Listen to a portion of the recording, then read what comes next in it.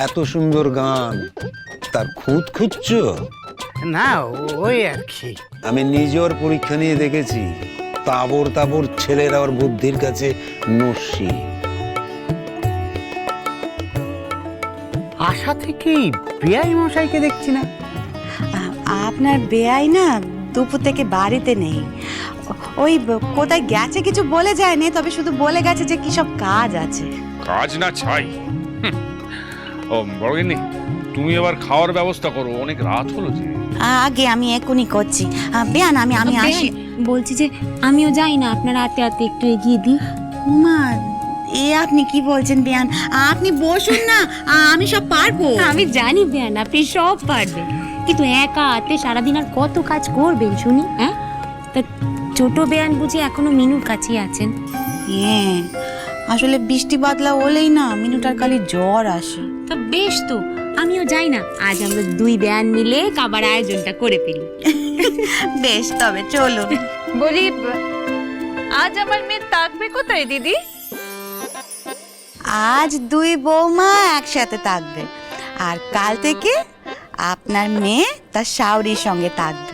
সেই বেশ ভালো, এখন থেকে দুই বৌমায় মিলে ঝুলে থাকতে হবে তো।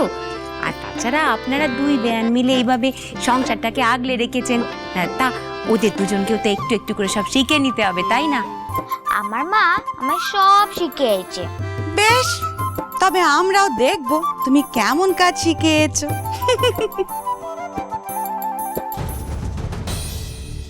হ্যাঁ গা, এই মেয়ে তো আগে থেকে সবার মন জয় করে রেখেছে, তারপরে আবার বাপটাও জমিদার।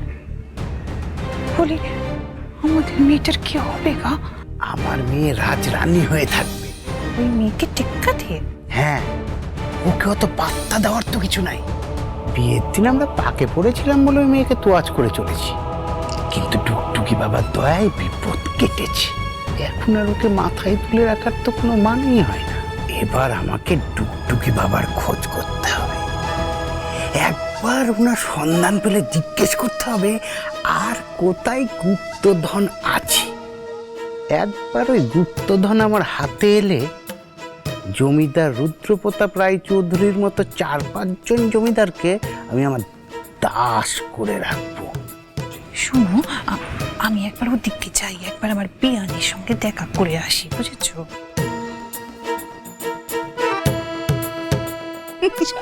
চলো।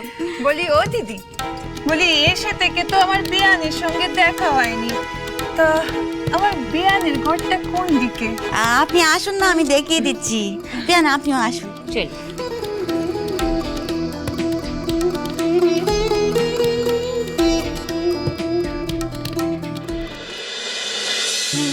ওনারা তো বিয়ের দিন আমার সাথে ভালোই ব্যবহার করছিলেন, আজ এরকম ব্যবহার করছেন কেন? বউ, চলো চলো, এসো এসো।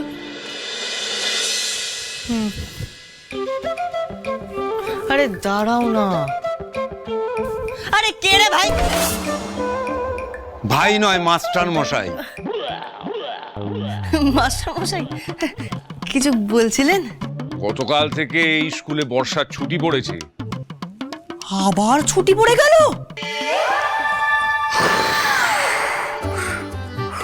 দেখেছো বউ, দেখেছো? এই কদিন আগে থেকে স্কুলে যাওয়া শুরু করলাম আর আবার ছুটি পড়ে গেল। হ্যাঁ, ভাবলাম এবার থেকে একটুখানি পড়াশোনাটা শুরু করব, মন দিয়ে পড়বো, বাবার নাম উজ্জ্বল করব, কিন্তু সেই আশা দেখতে পাচ্ছি না গো বউ।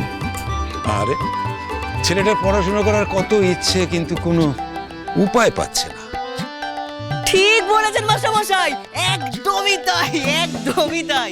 এই দেখুন না, আগে আমি পড়তে চাইতাম না, তাও পড়তে হতো। হ্যাঁ, কিন্তু দেখুন এখন পড়তে চাইছি, কিন্তু কত বাধা। ভগবান মনে হয় না চান যে আমি পড়াশোনাটা করি। ভগবানকে চাইতে হয় না, তোর বাবা চাইলেই হলো।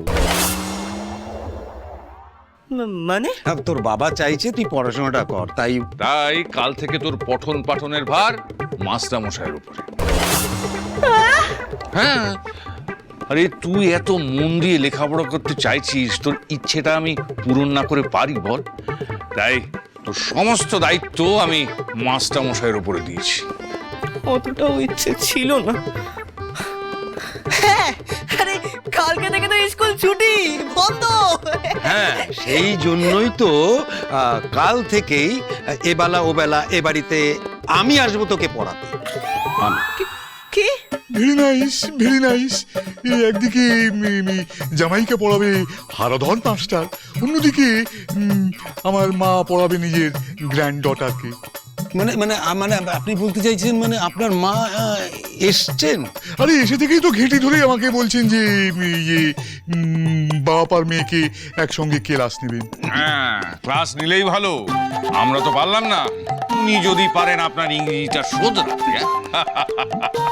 চলুন মাস্টারমশাই, খেয়ে নিন। মশাই আপনিও আসুন। না, আমাকে চলে যেতে হবে এক্ষুনি।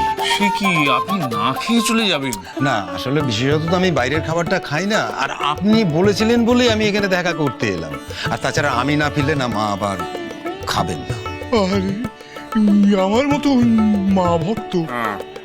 এরপরে তো আর আপনাকে আমি জোর করতে পারবো না। চলুন আপনাকে এগিয়ে দিয়ে আসি। ও গিন্নি, তোমরা খাওয়ার আয়োজন করো, আমি মাস্টারমশাইকে একটু এগিয়ে দিয়ে আসছি। তবে মাস্টারমশাই আপনি এলেন অথচ কিছু খেলেন না, আমার খুব খারাপ লাগছে। খারাপ লাগার কি আছে, এরপর তো আসা যাওয়া লেগেই থাকবে এ বাড়িতে। তখন আপনারা আমাকে খাওয়াবেন। আর উনি খাওয়াবে না আমাকে? মার।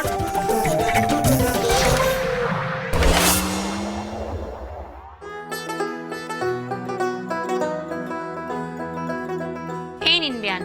হ্যাঁ দিন, ওখান থেকে ওই ফাঁকা পাথরটা আমায় দিন তো। না না বেয়ান, আর করতে হবে না, বাকিটা আমি করে নিচ্ছি। আর করতে হবে না বললে হয় নাকি বেয়ান? সেবার পড়াশডাঙ্গায় গিয়ে আপনারা জামাই ষষ্ঠীর অত বড় অনুষ্ঠানটা উদ্ধার করে দিলেন, আর আমি এটুকু করতে পারবো না?